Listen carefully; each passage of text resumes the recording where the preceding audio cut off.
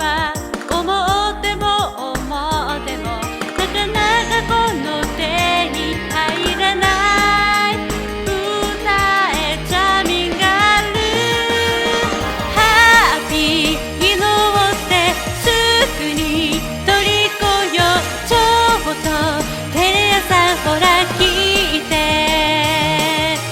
髪をなびかせ魔法のパフューム君のハートを射抜く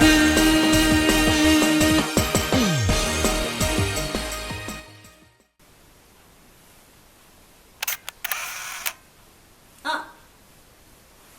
こんにちは皆さんCiao a tutti Elicottero Oggi sono turista e benvenuti al mio canale Elicottero. Volevo darvi un po' di consigli per viaggio in Giappone.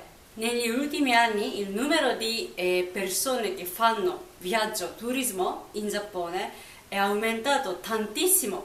Questo anche grazie alle Olimpiadi del 2020. Tantissima gente, ma anche tanti stranieri in Giappone. Ma in realtà il motivo è anche che il yen adesso è sceso abbastanza, quindi per gli stranieri, per soprattutto europei che usano euro, è diventato più economico viaggiare in Giappone. Però una volta costava tantissimo. Il primo consiglio che vi do: comprate una mappa con i nomi dei posti scritto in alfabeto latino, cioè scritto in romaji e anche in giapponese. Nelle località grandi troverete anche le scritte in alfabeto latino, però ci sono tantissimi altri posti dove ci sono scritti nomi, indicazioni solo in giapponese. Pochi giapponesi parlano bene inglese, per cui se volete potete seguirmi il corso di giapponese con Eriko su YouTube. Cercate Eriko Nihongo, ma è utile se riuscite a trovare un libro, phrase book, come questo. Ci sono scritte frasi utili, come dove è la stazione, i saluti, come ti chiami, mal di denti. Può essere molto utile. Se andate in Giappone, quale città vorreste visitare? E portate abbastanza i soldi in contanti con voi, perché spesso Bancomat non accetta carte straniere, e specie se viaggiate fuori da Tokyo, Osaka, comunque fuori dalle grandi città. Ricordatevi sempre che nei confini spesso funziona, ma c'è anche costo del commissione che costa un po'. Quando girate per il Giappone portate carta e penna. Se non vi capiscono quando parlate in inglese, potete scrivere comunque in inglese, perché forse per noi giapponesi è più facile leggere che ascoltare, comunque se la pronuncia non sono abituati a pronuncia straniera. Oppure al limite potete disegnare, oppure anche potete fare il gesto, comunque saranno utili carta e penna. Se andate in Giappone per la prima volta, forse sarebbe bello se riuscite a rimanere almeno 2 settimane, perché ci sono tante cose da vedere. Se volete ordinare qualcosa in un ristorante ma non capite niente di quello che c'è scritto nel menu, scegliete un ristorante dove c'è fuori con i modellini dei cibi e dei bevande, perché così chiaramente, anche se non sapete leggere, basta guardare, in questo ristorante ci sono questi cibi. Il numero per chiamare la polizia è 110. Speriamo che non vi serva, ma per chiamare l'ambulanza è 119. Se volete un servizio emergenza in inglese, il numero è 0120 461 997. Funziona 24 ore al giorno per qualsiasi problema, dai mal di denti a terremoto. Ieri ho sognato che c'è stato un terremoto lunghissimo, veramente mi faceva paura. Forse Cioè, è normale che vi capita veramente terremoto perché in Giappone succede spessissimo. Se vi succede un terremoto, state tranquilli intanto e guardate gli altri giapponesi cosa fanno e poi fate come loro. Se loro continuano a bere a caffè tranquillamente, allora anche voi state tranquilli. Selfie! Fatevi tanti selfie davanti ai monumenti. I trasporti in Giappone sono molto costosi purtroppo. Il treno è velocissimo, è pulito, è sempre, ce ne sono sempre, quindi comodo. Ma per esempio da Osaka a Tokyo già costa 20.000 yen. Ma dentro la città, cioè in centro di Tokyo, da un quartiere dall'altro, con la metropolitana dipende quanto distante, ma tra 150 e 300 yen circa.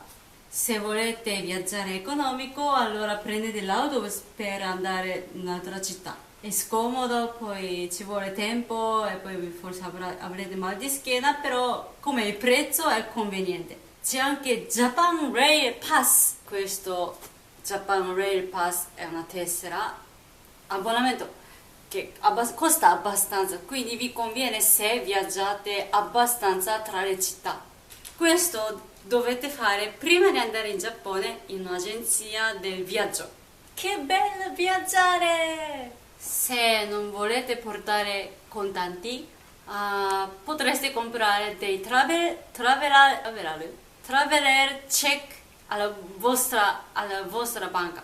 Comprateli già in yen. Costa meno cambiare i traveler check che i contanti. E sono più sicuri perché se li perdete comunque sono assicurati. Per andare in Giappone come turisti vi basta avere il passaporto che sia valido almeno per 6 mesi, così potete rimanere in Giappone fino a 90 giorni.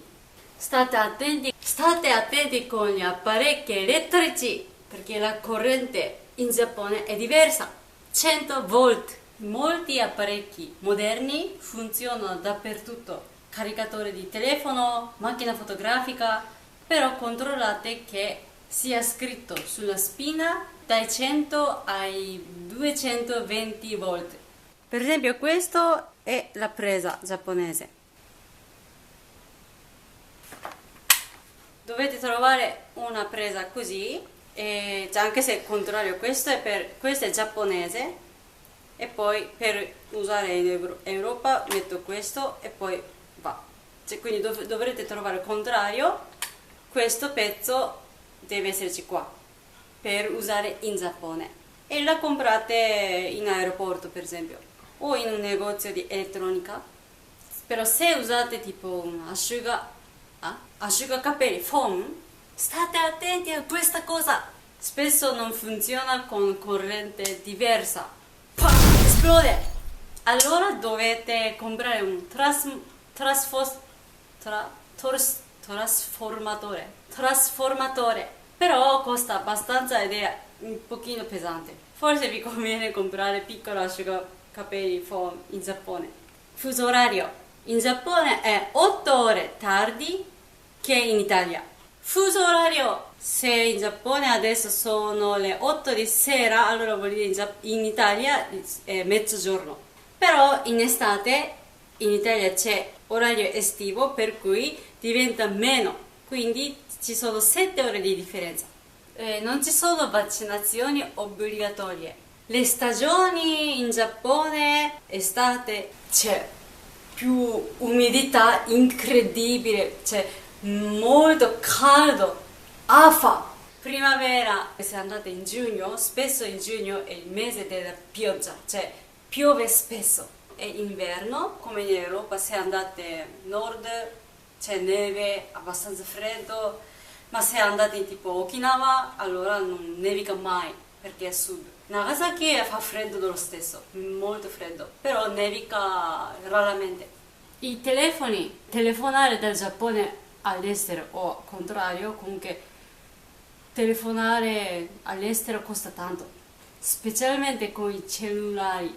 per cui forse costa meno affittare un SIM card in Giappone. Scheda SIM la potete trovare in aeroporto, però meglio se prenotate prima di arrivare in Giappone. Non serve dare la mancia in Giappone. Internet nelle città grandi ci sono vari posti dove trovare wifi gratuito. Spesso dentro nelle stazioni di metro o anche a Akihabara ovviamente, però se volete avere l'internet ovunque, sempre prima di partire prenotate un modem di wifi e lo ritirate in Giappone, in aeroporto. Gli hotel giapponesi costano abbastanza, ma se vi allontanate dal centro allora costano meno. Gli hotel di tipo tradizionale si chiama ryokan e costa tantissimo, però comunque il modo più economico è prenotare un dormitorio. Ci saranno forse 10-15 letti. Fatto positivo è costa poco e forse conoscerete tante persone. Fatto negativo è dormirete molto poco perché in una stanza ci sono dei letti e dormite praticamente insieme, quindi c'è chi si alza, chi esce e anche chi parte, chi arriva, chi entra, chi russa, chi starnutisce. Io non ci riesco, quindi c'è sempre il rumore. Il cibo in Giappone è molto diverso, per cui forse potreste far fatica a abituarvi, ma io vi consiglio, provate tutto almeno una volta, è buono secondo me. Un altro consiglio è, allora, io quando parto per viaggiare io cerco di portare meno cose possibile, quindi nella valigia c'è abbastanza spazio perché voglio comprare tante cose lì per portare a casa. Dunque io parto con metà vuota quasi, poi al ritorno magari anche voi se fate tanto shopping e poi comprate un sacco di cose e poi non ci stanno più nella valigia, come fate? Devo dirvi anche che allora il consiglio è comprare questo un sacchetto da plastica che diventa sottovuoto, quindi economico e poi comodo, per esempio in inverno soprattutto. In inverno io ho la felpa grande, maglione, pesante, che si occupa tanto spazio nella valigia, però se ho questo sacchetto chiudo e poi basta fare così.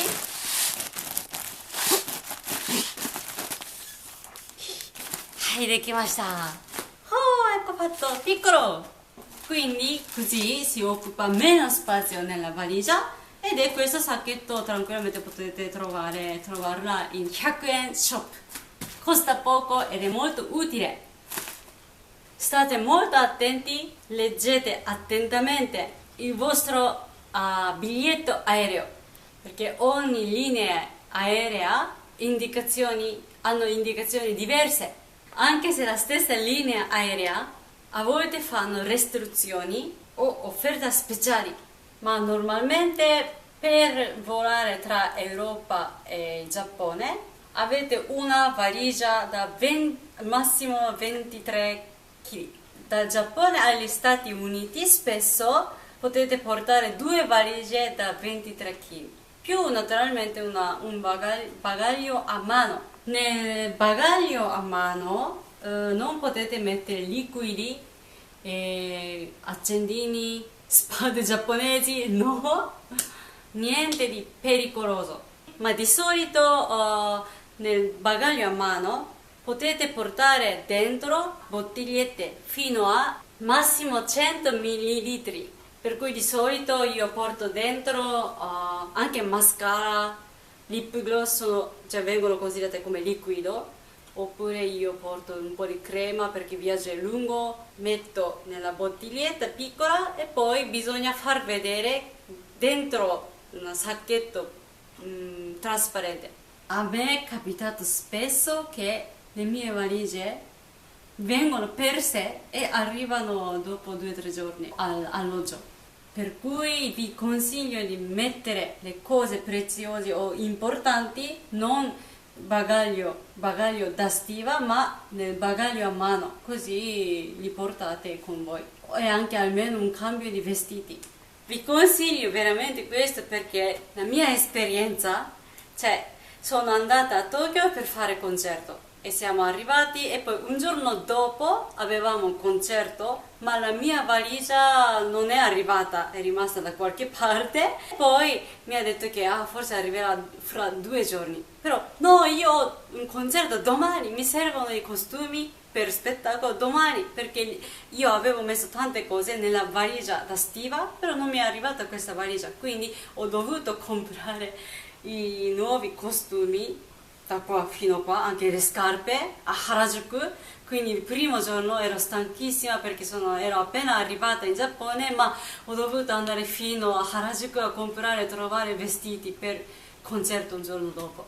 Ma in realtà i vestiti per concerto li compra il mio manager, quindi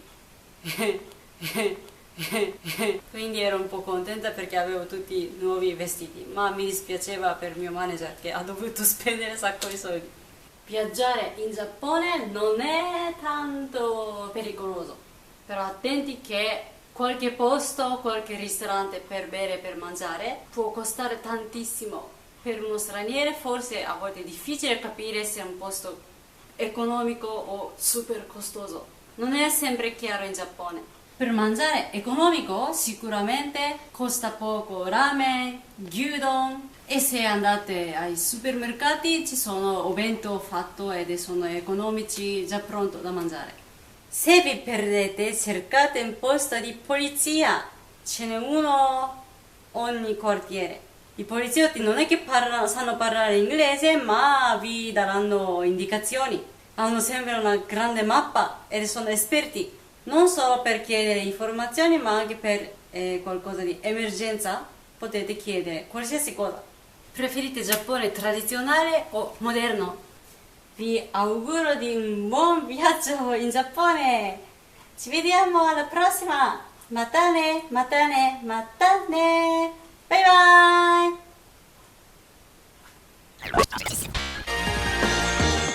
おいで走り出すよりも一歩ずつちゃんと踏みしめるタイプゆらゆらと揺れる水面そこに映る自分は一体誰本当の望みは思っても思ってもなかなかこの手に入らない歌えちゃみがあるハッピーに乗って Ci vediamo in Giappone. Ci vediamo a Nagasaki.